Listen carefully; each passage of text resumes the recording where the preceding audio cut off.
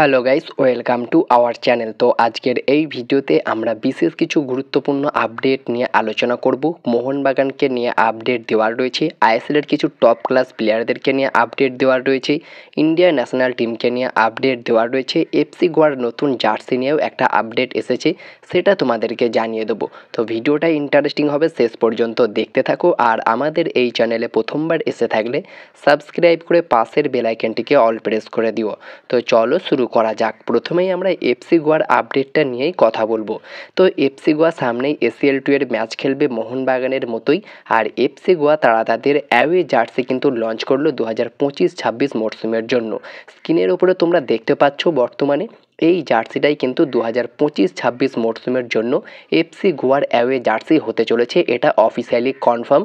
FC Goa তারা তাদের social মিডিয়াতে অফিসিয়ালি অ্যানাউন্সমেন্টও করে দিয়েছে। তো জার্সিটা তোমাদের কেমন লাগছে সেটা কমেন্টে জানিও।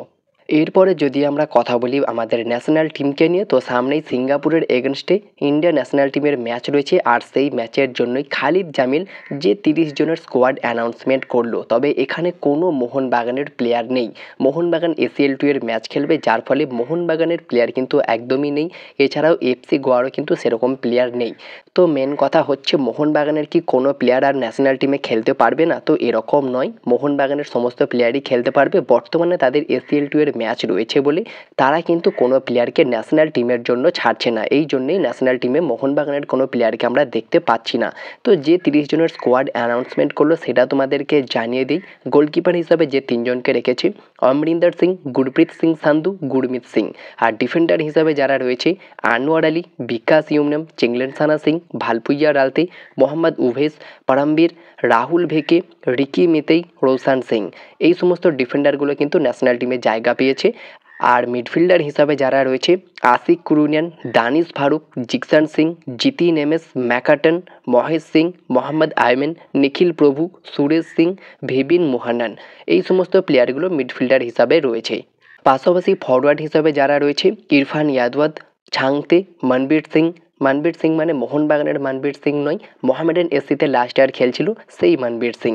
পাশাপাশি মোহাম্মদ সানান, মোহাম্মদ সুহেল, পার্থিব গগৈ, সুনীল ছেত্রী, বিক্রম প্রতাপ সিং। সুনীল ছেত্রী আবারও রিটার্ন করেছে ন্যাশনাল স্কোয়াডে। তো এই সমস্ত প্লেয়ারগুলোকেই কিন্তু ন্যাশনাল স্কোয়াডে রাখা হয়েছে। তবে সবচেয়ে ইম্পর্টেন্ট যে বিষয়টা সেটা হচ্ছে 9 জন আন্ডার-23 প্লেয়ার কিন্তু নিয়েছে এই খালিদ জামিল মেইন স্কোয়াডে। তারা হচ্ছেন মোহাম্মদ সুহেল, পার্থিব গগৈ, প্রাণবীর সিং, বিকাশ ইউমনম, ভিবিন মোহানান, মোহাম্মদ আইমেন, মোহাম্মদ সানান, লুইস ম্যাকাটন, রিকি মিতেই। এই 9 জন প্লেয়ারকে কিন্তু মেইন স্কোয়াডে নিয়েছে খালিদ জামিল। এটা কিন্তু খুবই ভালো একটা বিষয়, কারণ এই প্লেয়ারগুলো অনূর্ধ্ব 23 দলের হয়ে দুর্দান্ত পারফরমেন্স করেছে। আর নজরও কেড়েছে দারুণ, বিশেষ করে মোহাম্মদ সুহেল, তার কথা তো বলতেই হচ্ছে।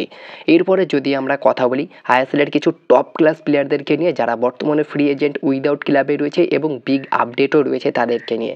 1 নম্বর যে প্লেয়ারটা রয়েছে সেটা হচ্ছে নিকোলাস ক্যারেলিস। মুম্বাই সিটি এফসির হয়ে লাস্ট ইয়ার খেলছিলেন, মুম্বাই সিটি এফসির হয়ে দারুণ পারফরমেন্স করেছেন তিনি। 19টা ম্যাচে 10টা গোল, 2টো অ্যাসিস্ট করেছেন। আর এই নিকোলাস ক্যারেলিস, যিনি একজন 33 বছর বয়সী গ্রিসের সেন্টার ফরওয়ার্ড, বর্তমান মার্কেট ভ্যালু 3.6 কোটি টাকা। আর বর্তমানে তিনি পুরোপুরি ফ্রি এজেন্ট উইদাউট ক্লাবে রয়েছে।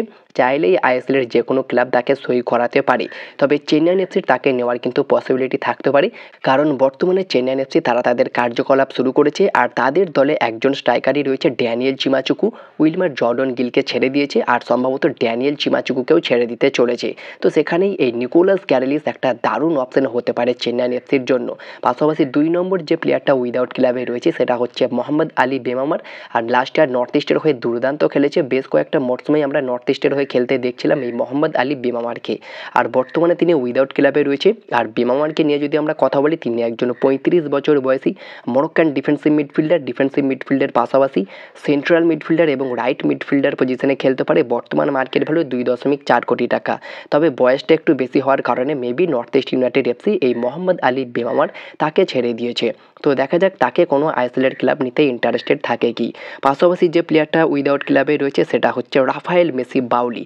একসময় কেরালা ব্লাস্টার্স এফসির হয়ে খেলেছিলেন, লাস্ট ইয়ার ইস্ট বেঙ্গলে খেলেছে।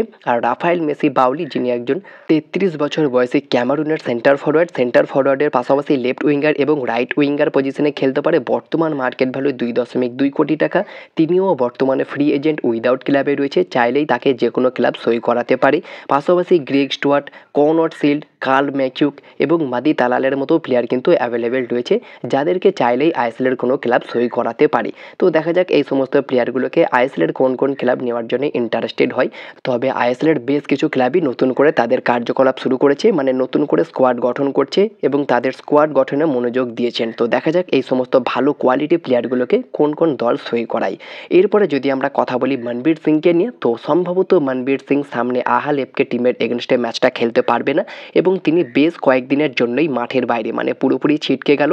আর তার রিপ্লেসমেন্টও কিন্তু মোহনবাগান ইতিমুহূর্তেই চয়েস করে নিয়েছে।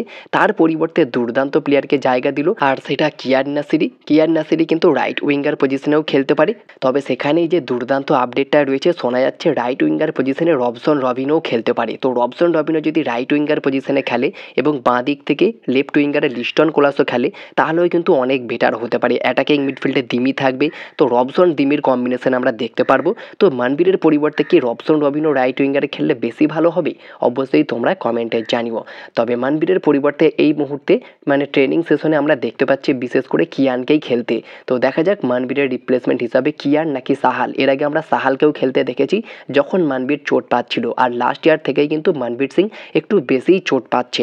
তো তার রিপ্লেসমেন্ট হিসাবে অবশ্যই সাহালও একটা গুড অপশন হতে পারে। তো তোমরা পার্সোনালি কাকে দেখতে চাও, সাহাল, কিয়ান না রবসন রবিনো? অবশ্যই কমেন্টে জানিও।